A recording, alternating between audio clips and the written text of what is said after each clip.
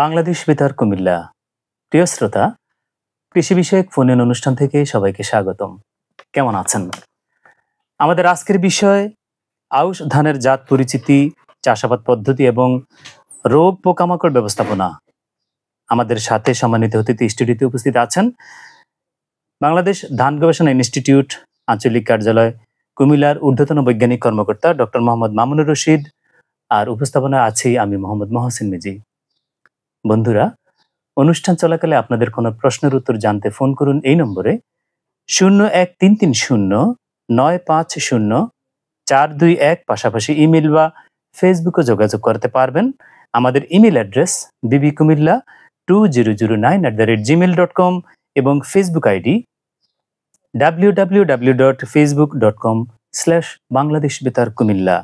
এছাড়াও অনুষ্ঠানটি Bangladesh বেতারের website www.betar.gov.bd ও mobile app Bangladesh বেতারে শুনতে পাবেন। প্রিয় শ্রোতা বন্ধুরা, আবহমান কাল থেকে বাংলাদেশের মানুষ ভাত খেতে পছন্দ করেন। বাংলাদেশের এখনো একটা বিশাল অংশের মানুষ 3 বেলা ভাত খেয়ে থাকেন। তো সেই উদ্দীপনাকে নিয়ে বাংলাদেশ ধান গবেষণা ইনস্টিটিউট এই যাবৎকাল পুষ্টি সমৃদ্ধ এবং জিঙ্ক এবং আয়রন সমৃদ্ধ অনেকগুলি ধানের জাত আবিষ্কার করেছেন। তো আমরা আজকে এই সমস্ত বিষয়ে বিস্তারিত জেনে নিব। আমাদের আজকের অতিথি ডক্টর মোহাম্মদ মামুনুর রশিদ, ঊর্ধ্বতন বৈজ্ঞানিক কর্মকর্তা, বাংলাদেশ ধান গবেষণা ইনস্টিটিউট আঞ্চলিক কার্যালয় কুমিল্লার। আপনাকে অসংখ্য ধন্যবাদ এবং স্বাগত জানাচ্ছি আজকের অনুষ্ঠানে। ধন্যবাদ।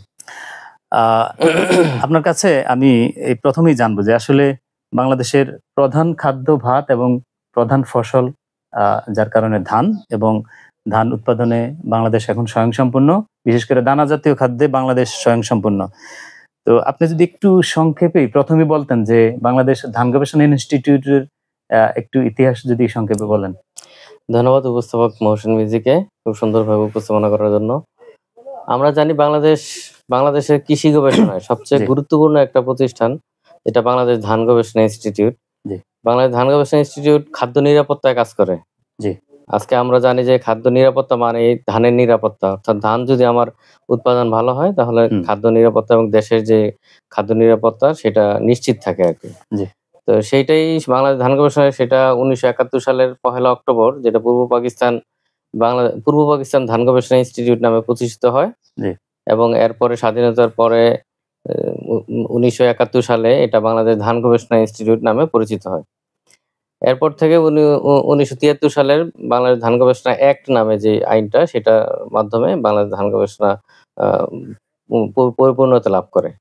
তো এখন থেকে আমরা জানি যে এখন পর্যন্ত আমাদের প্রায় 115, 16, 17, 18টা প্রায় 18টা জাত ইনব্রিড, যেগুলো আমরা বীজ রাখতে পারি, সেটা আমরা 118টা জাত এখন পর্যন্ত রিলিজ হয়েছে।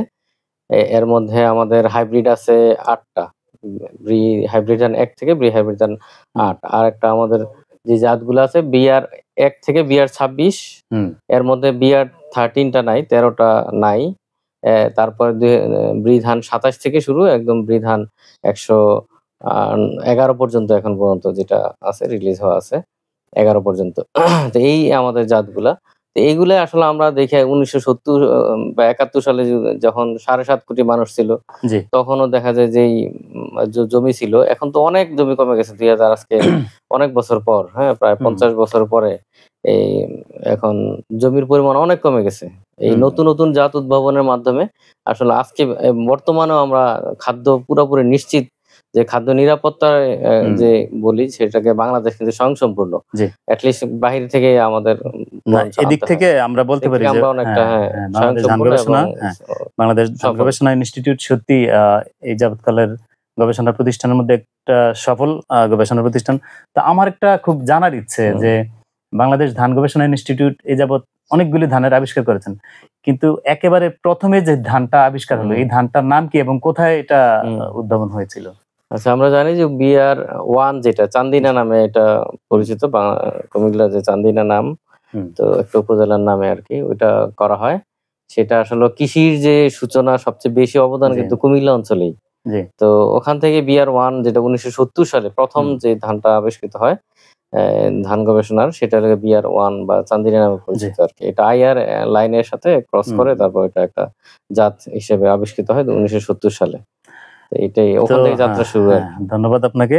তো আমাদের তো বোরো মৌসুম শেষ হয়ে গেল। আলহামদুলিল্লাহ অনেক ভালো ফলন হয়েছে। তো আমাদের আসন্ন এখন আউশ মৌসুম। তো আমি আউশ মৌসুম সম্পর্কে আপনাকে একটু মানে প্রশ্ন করব যে আউশ মৌসুমের জনপ্রিয় জাতগুলি কি, কি? আচ্ছা। ধন্যবাদ। আউশ মৌসুমে আমরা জানি যে আসলে সবচেয়ে কম সময় যেটা লাগে, আমাদের ৩ জি, টা মৌসুম, আউশ, আমন, বোরো। জি। তো সবচেয়ে কম সময় লাগে এবং সম্পূর্ণটাই পানি নির্ভর আরকি, হুম, বৃষ্টি নির্ভর। তো বৃষ্টি, আউশ এবং আমন এই ২ টা মৌসুম আমাদের বৃষ্টি নির্ভর যে মৌসুম, ধান উৎপাদন করে কৃষকরা। আর বোরো মৌসুম আমরা জানি যে পানি জি, সেচের মাধ্যমে, ভূগর্ভস্থ পানি আমরা সেচের মাধ্যমে দিয়ে উৎপাদন করি। তো আউশ মৌসুমে যে জাতগুলা, এগুলা আসলেও অনেকে করে না, অনেকে জি, সময়ের অভাবে বা অনেক দেখা গেছে যে বৃষ্টির সময় যে জি। ধান কাটতে পারবে না বা এরকম অনেকেই অনেক ইয়ে আছে। তবে সবচেয়ে কম খরচে কিন্তু ভালো একটা মানে ফলন পাওয়া যায়, এটা কিন্তু আউশ মৌসুমের ধান। হুম, অল্প সময় আছে, মাত্র ১১০ দিনের মধ্যে সব চলে আসে, বীজ থেকে বীজ পর্যন্ত। তো এই যে আউশ মৌসুমে যে জাতগুলোর মধ্যে আমি যদি বলি যে সবচেয়ে মেগা ভ্যারাইটি এখন জি, যেটা আছে মাঠে, বৃধান ৪৮।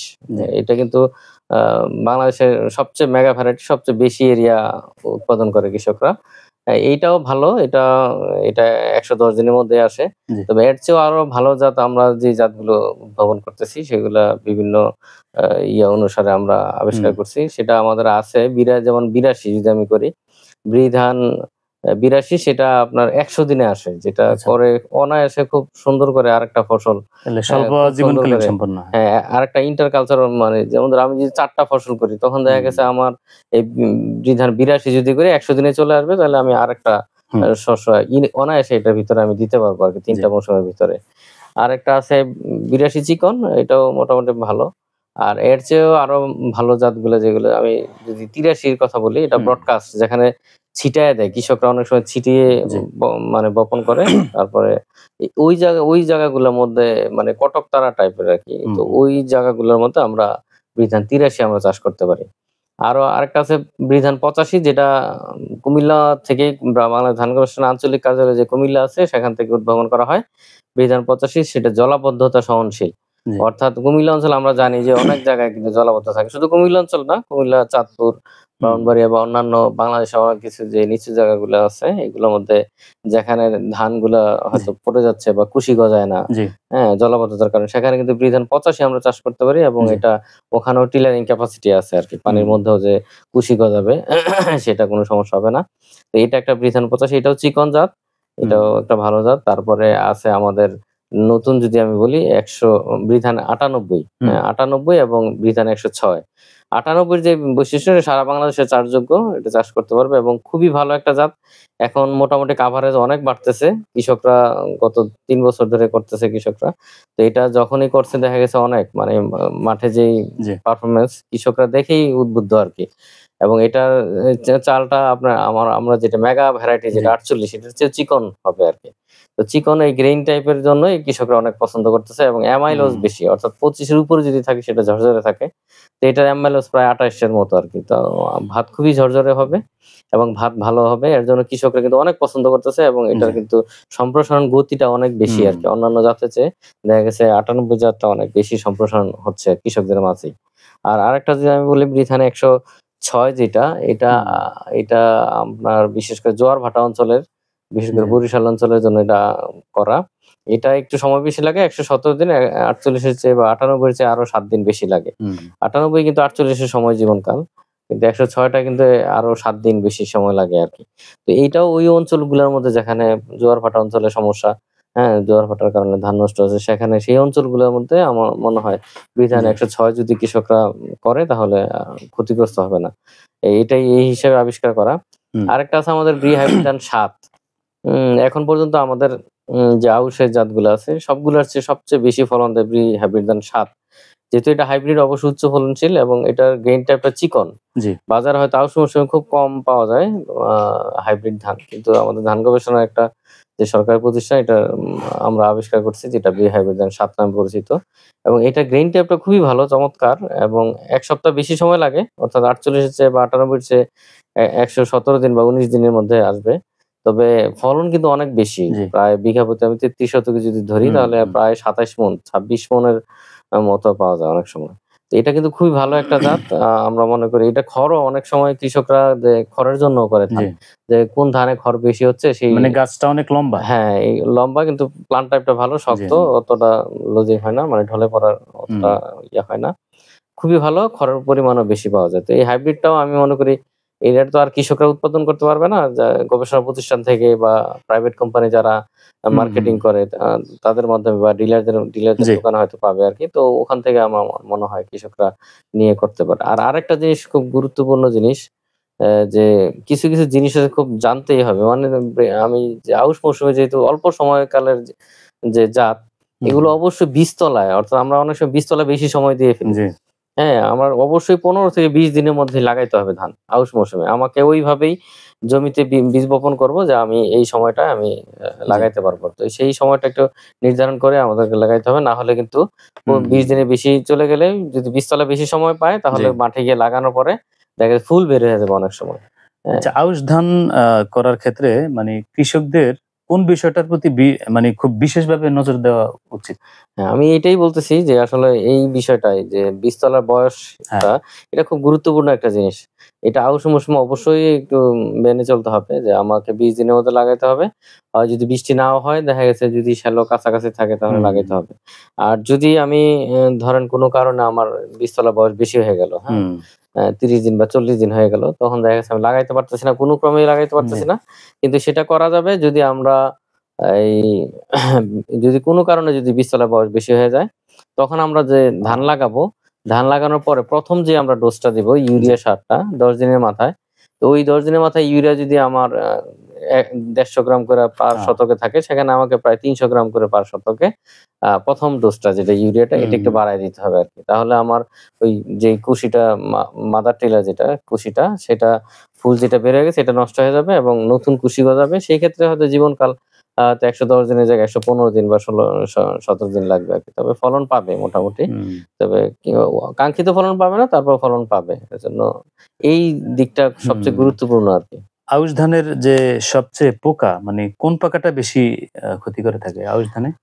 আমাদের এই যে ক্ষতিকর অনেকগুলো পোকা আছে। আমাদের দেখি মাজরা পোকা, তারপরে যে বাদামি গাছ ফড়িং যেটা কৃষকরা অনেক সময় কারেন্ট পোকা নামে চেনে আরকি। কারেন্ট পোকা নামে চেনে। সেই এই ২ টাই সবচেয়ে বেশি ক্ষতিকর। আরেকটা আছে পাতা মরানো পোকা। এই ৩ টাই সবচেয়ে বেশি মানে ক্ষতি করে থাকে। বিশেষ করে আউশ এবং আমন মৌসুমে। বোরো মৌসুমে তেমন একটা আক্রমণ থাকে না। পোকার আক্রমণ খুব কম থাকে। তো সেজন্য বোরো মৌসুমে ঐরকম কীটনাশক স্প্রে না করলেও হয়। কিন্তু আউশ এবং আমন মৌসুমে অবশ্যই খেয়াল রাখতে হবে। মাজরা পোকা যদি আক্রমণ করে, তো সেটা আমাকে দেখতে হবে যে আমার পোকার আক্রমণটা মানে যেটা মাজরা পোকা যেটা ক্ষতি করে ১ম অবস্থায় কুশিটা কেটে ফেলে, মাঝখানে কুশিটা কেটে ফেলে। ওটা হলুদ হয়ে মানে মরে যায়। ওটা টান দিলে আস্তে করে উঠে যায়। তো সেটা একটু খেয়াল রাখতে হবে যদি এটা মাজরার পোকা আক্রমণে হয় এবং আমাকে দেখতে হবে যে কি পরিমাণ ক্ষতি করছে। যদি আমার ১০০ টা কুশির মধ্যে আমি যদি দেখি ১০ টা কুশি কাটা দেখি, তখন কিন্তু আমাকে ওষুধ স্প্রে করতে হবে। এর আগে আমাকে ওষুধ স্প্রে করার কোনো দরকার নাই। কারণ সবগুলা কুশিতেই কিন্তু আমার ধান গজায় না। তো সেই হিসাবে কিছু কুশি কাটবে, কিছু কুশি কাটবে কিন্তু এটা যদি ক্ষতির মাত্রা হয়, মাত্রায় পড়ে তখন আমাকে কীটনাশক দিতে হবে।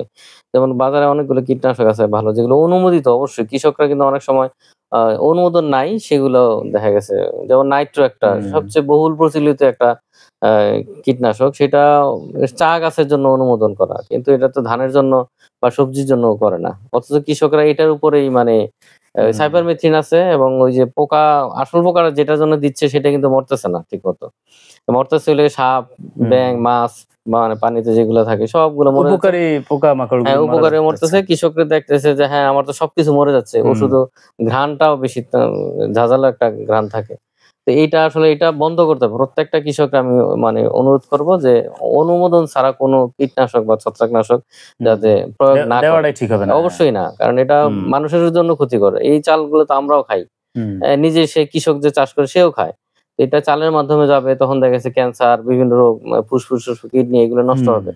তো এইসব দিক এগুলো বিবেচনা করে আমার মনে হয় যেগুলো অনুমোদিত আছে, যেমন কার্টআপ গ্রুপের ওষুধটা ভালো, কার্বারিল, কার্বোসালফান, যেগুলো অনুমোদন আছে, নতুন নতুন কিছু কেমিক্যাল আছে, ভালো কোম্পানি যেগুলো, এটা কিন্তু মোটামুটি এগুলো মেনটেন করে মাত্রাগুলা। তো এইগুলো একটু খেয়াল রাখতে হবে মাজরা পোকার ক্ষেত্রে আর কি। তো আমি যেটা বলতেছি 10টা 100টার মধ্যে 10টা কাটা থাকলে তখন স্প্রে করতে হবে, এছাড়া স্প্রে করার দরকার নেই। আরেকটা হলো কারেন্ট পোকা, যেটা আমাকে সর্বোচ্চ কুশি পর্যায়ে যখন হয়, গাছ যখন পুরোপুরি কোঁচায় যাবে, তখন গাছ, এটা যেহেতু গোড়া নিচের দিকে থাকে, পোকাটা নিচের দিকে গোড়া পর্যবেক্ষণ করতে হবে। এই গোড়ার দিকে যদি আমি অল্প পরিমাণে দেখি তাহলে কোনো সমস্যা নাই, আপনার জাস্ট 3 লাইন পর পর 2 দিকে হেলায় দিতে হবে। কৃষকরা অনেক সময় বিলি কাটা বলে আর কি। তো হেলায় দিলে আলো বাতাস যখন থাকবে তখন এই কারেন্ট পোকাটা, যেটা কৃষকরা কারেন্ট পোকা নামে বলে, বাদামি গাছ পরে, এটা ক্ষতি করতে পারবে না। আর যদি আমি দেখি যে না অনেক বেশি পোকা, গোড়ার দিকে অনেক বেশি, তখন কিন্তু 3 লাইন পর পর ফাঁকা করে দিতে হবে এবং স্প্রেটাও করতে হবে। অর্থাৎ স্প্রে যদি কম পোকা থাকে ফাঁকা করে দিলে হবে, আর কোনো ওষুধ লাগবে না। আর যদি পোকার পরিমাণ বেশি থাকে, হ্যাঁ, আমরা বলি যে এক একটা কুশিতে যদি 100টা থেকে 150টা থাকে, তখনই ক্ষতি করতে পারে আর কি। এটা তো অনেক, তো যদি থাকে তখনই আপনার হেলায় দিয়ে গোড়ার দিকে স্প্রে করতে হবে, তাহলে কিন্তু এটা আক্রমণ। আর এই লগো পদ্ধতি যদি বাস্তবায়ন করা হয় তাহলে কি কারেন্ট লগো পদ্ধতিতে, হ্যাঁ, এইটাও কিন্তু একটা আলো বাতাস থাকলে এই পোকাটা আক্রমণ কম করে। এই যে 10 লাইন পর পর কৃষকরা 9 লাইন বা 10 লাইন পর পর একটা যে ফাঁকা দেয়, এটা দিলে কিন্তু পোকার আক্রমণও কম থাকে। অনেক সময় যে ইন্টারকালচার, যে আমি বলতেছি যে অনেক সময় আমাকে থ্রো অবস্থায় স্প্রে করতে হবে, বা ইয়ার সময় ফ্লাওয়ারিং, ফুল বেরার পর স্প্রে করতে হবে, হ্যাঁ, তখন এই জমি হাঁটা যায় না। এই জন্য যদি লোগোটা থাকে হাঁটতেও সুবিধা হয়, ফলন এক কেজিও কম হবে না, কারণ ফলন আরো বেশি হবে, বেশি না মানে অ্যাটলিস্ট কম হবে না, কারণ যেই লাইনটা লোগো থাকে সেই লাইনটা ফাঁকা থাকে এবং ওই গোছাগুলো অনেক বেশি হয়, ডাবল হয়ে যায়। অর্থাৎ যেই গোছাটা মিসিং হয়েছে আমরা লাগাই নাই, সেটা কিন্তু ডাবল। যদি 10টা থাকে ওখানে হবে 20টা করে খুশি হবে, ফলন নষ্ট হবে না আর কি, বরঞ্চ কৃষকের এটা উপকার আর কি, উপকার আসবে। আচ্ছা, এই আউশ ধানে যে সবচেয়ে আপনি ক্ষতিকর পোকার কথা বললেন, তো সবচেয়ে ক্ষতিকর রোগ গুলি কি কি, এই বিষয়ে যদি একটু বলতেন। হ্যাঁ, রোগের মধ্যে আমরা যেগুলো আমরা ধরি যে রোগ, যদি আমি বলতে, সবচেয়ে বেশি ক্ষতি করে আউশ মৌসুমে টুংরু রোগ। এটা আউশ মৌসুমে সবচেয়ে বেশি ক্ষতি, আউশ এবং আমনের সবচেয়ে বেশি ক্ষতি করে। আরেকটা হলে ধানের ব্লাস্ট রোগ। এই দুইটা খুবই ডেঞ্জারাস। আউশ মৌসুমে ব্লাস্টের প্রকোপ কম থাকলেও কিন্তু টুংরুর আক্রমণটা সবচেয়ে বেশি থাকে। টুংরু, আরেকটা আছে ব্যাকটেরিয়াল ব্লাইট, পাতা পড়া রোগ, যেটা সেটা এই রোগগুলো একটু বেশি হয়। আর শীত খোল পোড়া, যেটা কৃষকরা কিন্তু অনেক সময় বলে পচা, হ্যাঁ, পচা লাগছে আমার জমিতে, পচা লাগছে, তো এরকম করে ডিলারদের কাছে এভাবে ওষুধ নেয় আর কি। ওই পচা রোগটা, এটাকে পোড়া বলে আর কি আমাদের। তো আমি যদি বলি যে প্রথম যে টুংরু রোগটা, হ্যাঁ, এটা নিয়ে একটু আলোচনা করি। এটা আসলে জানা দরকার কৃষকদের। টুংরুটা হলুদ হবে, গাছগুলো প্রথম কুশি অবস্থায় দেখবেন হলুদ হবে, হলুদ হয়ে দেখা গেছে এগুলা খাটো হয়ে বসে থাকবে, অর্থাৎ এগুলো আর বাড়বে না, এবং পাতাগুলো এক জায়গা থেকে বের হয়। নর্মালি পাতাগুলো অল্টারনেট হিসাবে, অর্থাৎ একটা এদিকে একটা এদিকে, এবং আস্তে আস্তে করে লম্বা হয়। কিন্তু যেটা আক্রান্ত গাছ, ভাইরাস আক্রান্ত, সেটা কিন্তু আর লম্বা হবে না, সেটা একদম খাটো হয়ে বসে থাকবে, কমলা রঙের, এবং পরবর্তী দেখা গেছে ধান বের হবে না, অথবা বের হলে কালো হয়ে বের হবে, চিটা হয়ে যাবে। তো এটা কিন্তু 100% পর্যন্ত ফলন নষ্ট করে দেয়। এটা খুবই একটা ডেঞ্জারাস একটা রোগ। তো এবং কুশিও খুব কম গজাবে, আস্তে করে টান দিলে উঠে যায়। একটা সুস্থ গাছ কিন্তু টান দিলে মাটি সহ উঠে আসবে, অনেক কুশি শিকড় থাকবে অনেক। কিন্তু টুংরু আক্রান্ত যে গাছগুলো, সেগুলো কিন্তু শিকড় খুব কম গজাবে এবং বাড়বেও না, এগুলো খাটো হয়ে বসে থাকবে। তো এগুলো কিন্তু এইভাবে মানে কৃষকরা চিনতে পারে। আরেকটা আছে সারের অভাবে কিন্তু অনেক সময় হলুদ হয়, সেটা কিন্তু খেয়াল করতে হবে। আমার যদি বয়স্ক পাতাটা, নিচের দিকের পাতাটা যদি হলুদ হয়, পুরা জমিতে সমানভাবে হবে, সেটা ইউরিয়া সারের অভাব। আর যদি পুরা জমিতে আগার পাতাটা, অর্থাৎ কচি পাতাটা যদি হলুদ হয়, সেটা কিন্তু সালফারের অভাব। তো এটা কিন্তু মনে রাখতে হবে। আর যদি টুংরো রোগটা হয়, সেটা হবে খাটো, উঁচা নিচা হবে, এরকম হবে আর কি। তো এটা হলুদ হয়ে খাটো হয়ে থাকবে, সুস্থ গাছগুলো লম্বা হয়ে থাকবে। তো এইটা আমরা গবেষণা, কুমিল্লা অঞ্চলে আমরা গবেষণা করে আসলে এটা আবিষ্কার করছি যে আসলে এই রোগের কারণটা কি।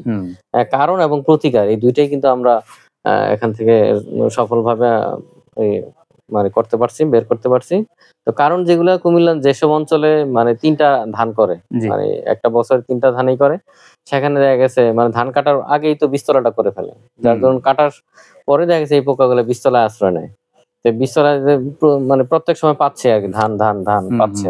তো সেই ক্ষেত্রে আমরা দেখছি বীজতলায় প্রচুর পরিমাণে মানে এখানে সবুজ পাতা ফড়িং, যেটা এটা কিন্তু একটা ভাইরাস জনিত রোগ, সবুজ পাতা ফড়িং নামক একটা পোকা। হ্যাঁ, ছোট ছোট সবুজ রঙের পোকা। মাঝখানটা মানে পাতায় অনেক সময় কালো ফোঁটাও থাকে। তো এইটা কিন্তু সবুজ পাতাবাহিনী ভাইরাসটাকে ছড়ায় দেয়। বীজতলায় যদি ছড়ায় সেটা মাঠে গিয়ে হিউজ পরিমাণে দেখা গেছে আমাদের ছড়ায় দেয় আর কি রোগটাকে ছড়ায় দেয়, এবং তখন কৃষকের কিন্তু কোনো কিছু করার থাকে না। তা আমরা যেটা সাজেস্ট করবো যে বীজতলায় এই পোকাটাকে দমন করতে হবে আর কি। তো বীজতলায় দমন করার জন্য আমাকে অবশ্যই মানে কীটনাশক দিতে হবে। আমরা গবেষণা করে দেখছি যে কোন সময় এই পোকাটা আসে এবং দমন করলে ভাইরাসটা ছড়াতে পারে না। সেটা আমরা বলছি যে আউশ মৌসুমে 10 দিনের মাথায়, বীজতলা বপনের আমন মৌসুমে বীজ বপনের 10 থেকে 15 দিন পর, আর বুড়ো মৌসুমে 15 থেকে 20 দিন পর প্রথম বীজতলায় স্প্রেটা করতে হবে, এবং লাগানোর প্রত্যেক মৌসুমে লাগানোর 3 থেকে 5 দিন আগে স্প্রেটা করে দিতে হবে। কীটনাশক কার্টাপ আছে, কার্বারিল, কার্বোসালফার এবং শোষক পোকার যে অনুমোদিত কীটনাশকগুলো, এগুলা কৃষকরা যদি স্প্রে করে তাহলে কিন্তু আমার এই টুং রোগটা মাঠে গিয়ে যে সিভিয়ারলি হয় সেটা 100% ক্ষতি হবে, সেটা কিন্তু আর হবে না। আর অনেক মাঠে একটা দুইটা করে দেখা যেতে পারে। তো সেই ক্ষেত্রে আমাকে মাটির নিচেই কিন্তু পা দিয়ে একদম নিচের দিকে ডাবিয়ে দিতে হবে, তাহলে সেই ক্ষেত্রে আর ওইটা তাহলে এই ক্ষেত্রে আর ওষুধ ছাড়াও করা যায়। যেমন ওষুধ ছাড়া আমরা যদি কীটনাশক না দিই তাহলে বীজতলাতে প্রতি 5 দিন অন্তর অন্তর হাত জাল এবং আলোক ফাঁদ রাতে এবং হাত জাল দিনে দিয়ে অপকারী পোকাগুলা ধরে ধরে মেরে ফেলতে হবে আর কি। আমরা দেখছি খুব অল্প ওষুধ যায়, মাত্র 20 গ্রাম। তো এটা কিন্তু আসলে কৃষকদের যে লাভবান। আমরা দেখছি যে কৃষকরা মাঠে প্রচুর পরিমাণে কীটনাশক দেয়, সেটা কিন্তু অনেকটা কমানো যায় এইভাবে। আমরা যদি এখান থেকে এই পোকাটাকে দমন করতে পারি। শুধু আরেকটা জিনিস আমি বলে রাখি, ইদানিং আমরা দেখতেছি 2-3 বছর যে একটা সবুজ থাকে, হাইব্রিড জাতগুলো বেশি হয়। ইনব্রিডও আমরা দেখছি 29 হয়, আমাদের বিধান 100 দেখছি আমি। খাটো হয়ে যায় হঠাৎ করে, মানে গাছগুলো খাটো থাকবে, সবুজ থাকবে, কুশিগুলো সবুজ থাকে, কুশিও গজায় কিন্তু সবুজ থাকে, খাটো হয়ে বসে থাকে আর কি। এগুলো কিন্তু পরে আর হয় না। এটা রেজিস্ট্যান্ট ভাইরাস বলে। এটা বীজতলা যদি ভাইরাসটা বিপিএস, এই যে বাদামি গাছফড়িং যেটা বলি, এটা যদি বীজতলা আক্রমণ করে তাহলে কিন্তু মাঠে গিয়ে এই লক্ষণটা প্রকাশ হয়। তা আমার এই প্রযুক্তিতে আমি যেটা দেখলাম আসলে এটা রেজিস্ট্যান্ট, কিন্তু ওই বীজতলা আক্রমণের ফলেই কিন্তু এটা হয়। আমিও আমার গবেষণায় দেখছি, আমি বীজতলা যখন আমি সুইপিং করে ডাটা নেই, সবুজ পাতা ফড়িং এর পাশাপাশি প্রচুর পরিমাণে বিপিএস থাকে আর কি, এই যে বাদামি গাছফড়িংটা। তো যার জন্য আমার এই টুংরু যে প্রযুক্তিটা, এটা যদি আমার বীজতলা যদি কন্ট্রোল হয়ে যায় অপকারী পোকাগুলো, তাহলে আমার এই মাঠে গিয়ে আর এই রেজিস্ট্যান্টটা হবে না, টুংরুটাও ওইভাবে হবে না। তো আমি মনে করি এটা খুব ভালো একটা টেকনোলজি এবং খুব অল্প খরচ কৃষকদের। আমরা তো জানি যে মানে বীজের মাধ্যমেও কিন্তু অনেক রোগ পোকামাকড় ছড়ায়।